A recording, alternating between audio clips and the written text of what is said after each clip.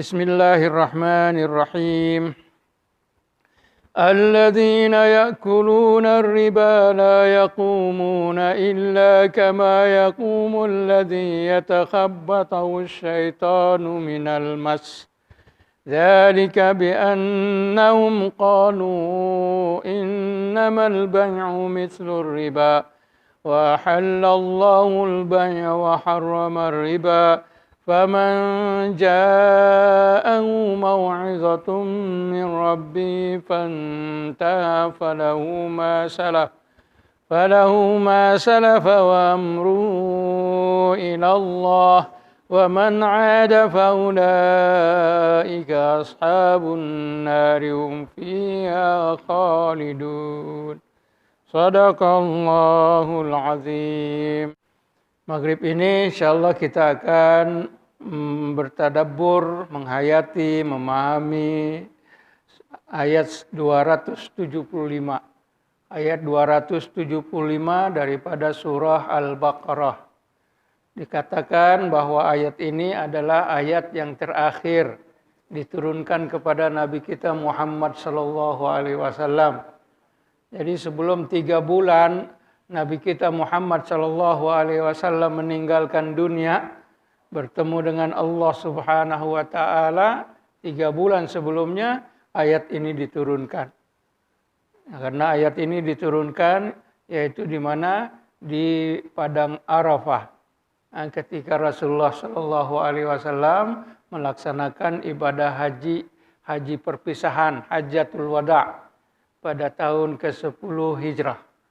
Jadi dalam haji tersebut ayat ini diturunkan kepada Rasulullah sallallahu alaihi wasallam untuk menjelaskan, walaupun nanti kita lihat Sayyidina Umar mengatakan bahwa belum jelas perkaranya, tetapi dalam ayat ini dikatakan bahwa riba adalah haram. Jadi sebelumnya selama 23 tahun mereka melakukan perbuatan riba, tidak ada apa-apa hukum. Mereka melakukan seperti biasa saja. Di dalam perniagaan mereka kah atau dalam hutang piutang mereka. Mereka melakukan perbuatan riba atau amalan riba. Jadi sebelum ayat ini diturunkan, maknanya pada tahun 10, ya selama 23 tahun mereka biasa seperti orang-orang Arab yang lain. Seperti peniaga-peniaga yang lain. Mereka melakukan amalan riba juga. Nah, selepas diturunkan ayat ini, yang mana Rasulullah Shallallahu Alaihi Wasallam di dalam Hajjatul Wida, di dalam Haji Wida, yaitu di Padang Arafah dan juga di Mina, Rasulullah Shallallahu Alaihi Wasallam selepas mendapatkan ayat ini, bahwa kullu riba jahiliyati maudu'un. Nah, kata Rasulullah dalam khutbah riba Arafahnya, dalam khutbah Arafah dan juga di Mina, bahwa semua riba yang ada atau yang pernah berlaku pada zaman jahiliyah, semuanya aku hapus. Yang pertama sekali aku hapus adalah riba bapak saudaraku, yaitu Al-Abbas ibni Abdul Muttalib. Karena kita tahu kan, bapak saudara Rasulullah Shallallahu Alaihi Wasallam Al-Abbas ibni Abi Abdul Muttalib, beliau adalah seorang peniaga, tajir, seorang peniaga yang berjaya. Untuk memperlihatkan kepada umatnya bahwa hukum hakam tersebut pertama sekali dilakukan ke atas diri Rasulullah dan juga keluarganya, maka Rasulullah bersabda, riba yang aku hapus, yang pertama sekali aku hapus adalah riba bapak saudaraku, Abbas. Artinya ketika ayat ini diturunkan dan Nabi Muhammad SAW bersabda demikian, maka semua riba yang ada ketika itu semuanya dihapus. Tidak ada riba lagi. Karena apa? Nanti di dalam ayat dikatakan di sini, faman ja'ahu mau'izatun min rabbi fantaha falahu ma salafa wa amruhu ila Allah. Jadi begitu. Di sini Karena riba ini kenapa sampai pengharamannya berpasa-pasa pengharaman riba ini. Tidak terus waktu Nabi Shallallahu Alaihi Wasallam diutus dan berkata kepada orang-orang Mekah, wahai orang-orang Mekah, riba haram. Tidak mengatakan begitu.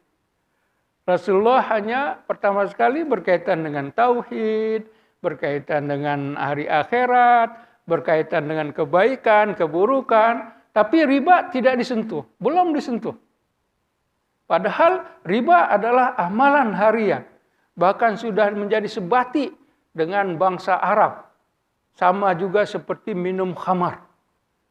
Minum khamar, orang-orang Arab itu adalah amalan mereka, sudah sebati dengan darah daging mereka. Maka dari itu dalam mengharamkan khamar, Allah Subhanahu wa taala juga membuat dengan 4 fasa, tidak sekaligus. Datang Nabi Muhammad di Mekah, diturunkan wahyu kepadanya, wahai orang-orang Arab, wahai manusia, khamar haram. Tidak begitu. Kalau misalnya sebegitu, mungkin semuanya tidak akan menerima ajaran agama Islam. Belum. Haramnya khamar di sini nanti ketika di Madinah. Nah, bahkan termasuk hari-hari terakhir. Karena ayat yang terakhir adalah surah Al-Maidah. Innamal khamru wal maisiru wal ansab wal azlamu rijsun min amali syaitani fajtanibu. Al-Maidah itu termasuk surah yang terakhir diturunkan kepada Rasulullah sallallahu alaihi wasallam. Jadi artinya 20 tahun lebih, 20 mereka masih minum khamar. Nah, sahabat juga masih minum khamar. Nah, sahabat masih minum khamar. Selepas turunnya ayat ini semuanya dibuang. Akhirnya tidak ada yang minum khamar lagi. Nah, karena apa? Itu karena memang sudah sebati dengan darah daging orang-orang Arab. Ini juga riba begitu. Makanya tidak terus datang berkaitan dengan riba di sini. Allah Subhanahu wa taala menyentuh riba hanya menyebutkan sebagai suatu amalan saja. Itu sebagaimana firman Allah Subhanahu wa taala, dikatakan wa ma ataitum min riba liyarbu fi amwalin nas fala yarbu indallah. Apa yang kalian datangkan dengan membuat riba supaya kalian bertambah uangnya dengan riba tersebut, sebenarnya di sisi Allah tidak bertambah. Hanya itu saja. Belum ada hukum haram, belum. Hanya dikatakan, kamu lakukan riba, iya riba, tapi di mata Allah tidak ada tambahan. Kamu ada tambahan. Karena dikatakan, aku berikan engkau sekarang 1.000, engkau tidak bayar dalam matanya, maka akan menjadi 1.100.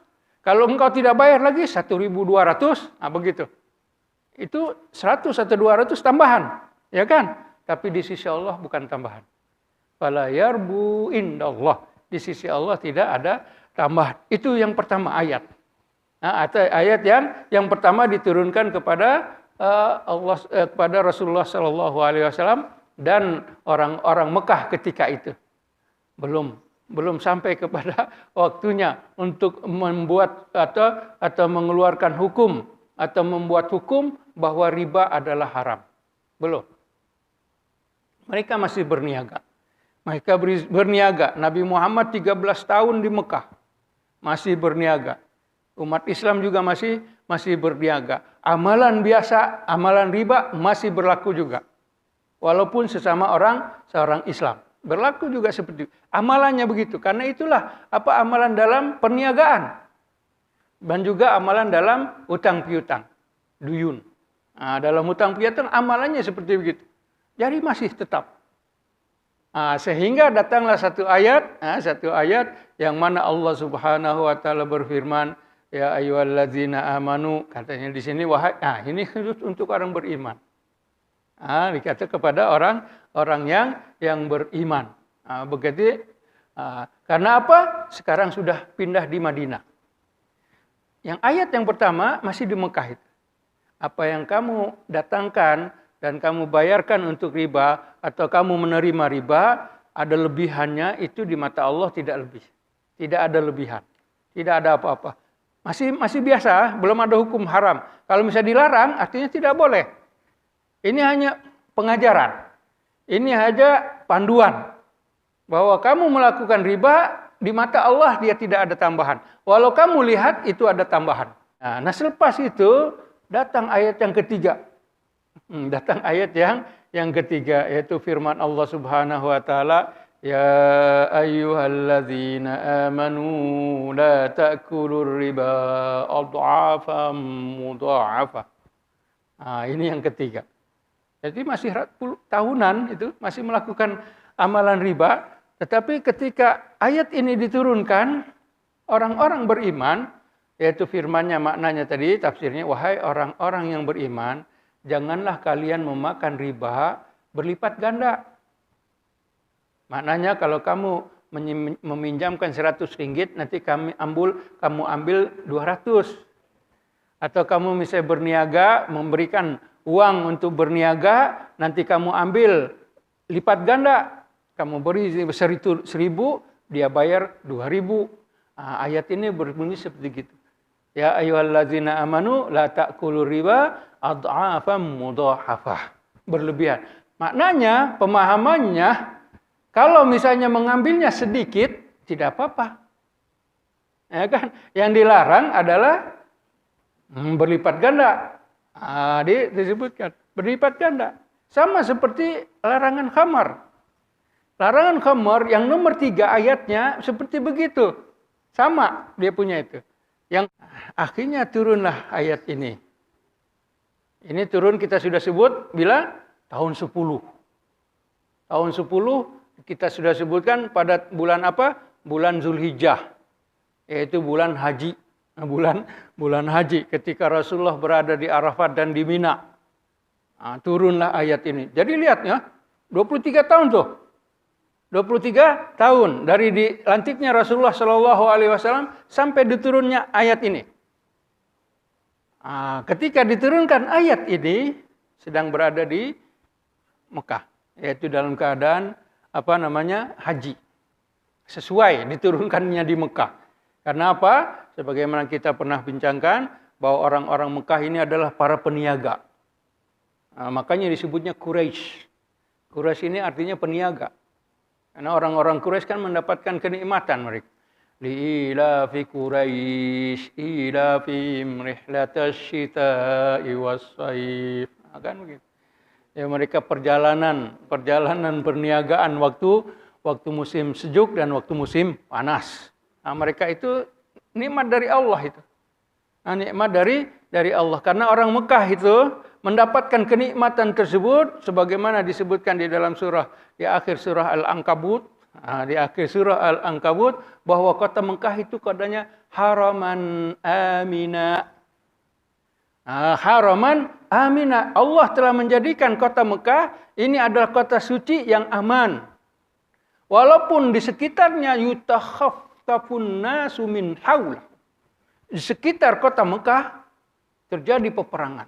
Terjadi saling curi, terjadi saling bunuh di sekitar Mekah. Tapi di dalam Mekahnya tidak ada terjadi. Tidak berlaku di Mekah ada peperangan. Di dalam Mekah itu tidak berlaku. Di dalam Mekah ada saling pembunuh tidak berlaku. Tetapi di sekitarnya yutakhattafun nasu min haulah. Di sekitar Mekah manusia saling bunuh. Manusia saling berperang di sekitar Mekah. Itu disebutkan dalam surah Al-Ankabut. Jadi ketika melihat keadaan begitu, Mekah aman. Nah, ayat ini diturunkan di Mekah lagi. Ketika mereka sebagai orang-orang yang berniaga. Artinya ketika Fatah Mekah, pembukaan Mekah pada tahun ke-8 Hijrah, pada tahun kenabian 8 Hijrah tersebut, amalan riba masih berlaku. 2 tahun. Amalan riba masih berlaku. Ketika dibuka Mekah.